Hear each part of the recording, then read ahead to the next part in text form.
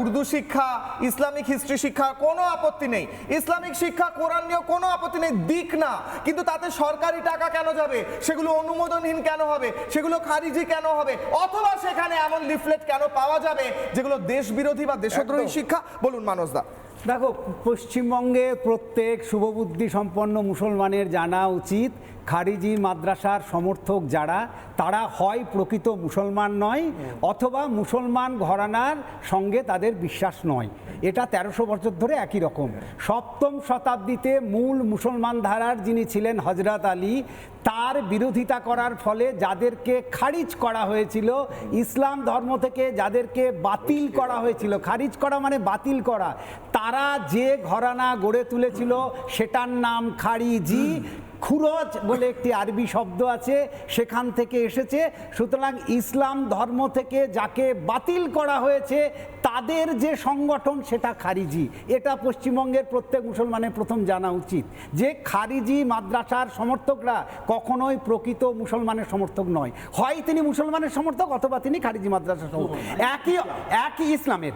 অথবা ইংরেজ আমল, ইংরেজ আমলে যখন প্রথম ইংরেজরা আলিয়া মাদ্রাসাকে অনুমোদন দিল, তখন কিছু উলেমা বলল যে আধুনিক শিক্ষা ব্যবস্থা আমরা মানব না, আমরা নিজস্ব শিক্ষা ব্যবস্থা গড়ে তুলব।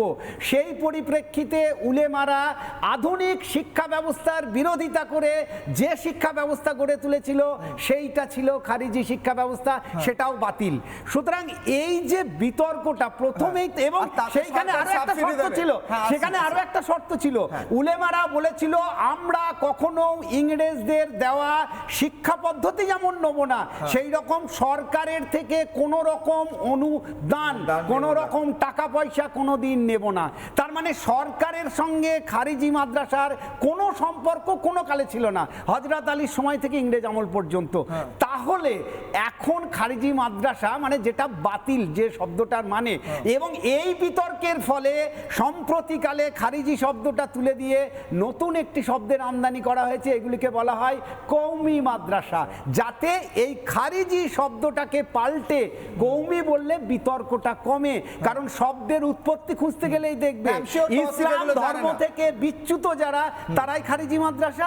সুতরাং সেই খারিজি শব্দটাকে পাল্টে এখন নতুন শব্দের আমদানি করা হয়েছে কওমি মাদ্রাসা। সুতরাং এরা তো চিরকাল সরকার বিরোধী, মানে সেটা সপ্তম শতাব্দীতে ইসলামের আমলেও সরকার বিরোধী, ইংরেজ আমলেও সরকারের আধুনিক শিক্ষার বিরোধী, এখনো এরা সরকারের বিরোধী। নানা ধরনের কন্টেন্ট দেখার জন্য লাইক করুন, শেয়ার করুন আমাদের ফেসবুক পেজ, সাবস্ক্রাইব করুন আমাদের ইউটিউব চ্যানেল। পাশাপাশি অন্যান্য ব্রেকিং নিউজের জন্য অবশ্যই চোখ রাখুন রিপাবলিক বাংলায়।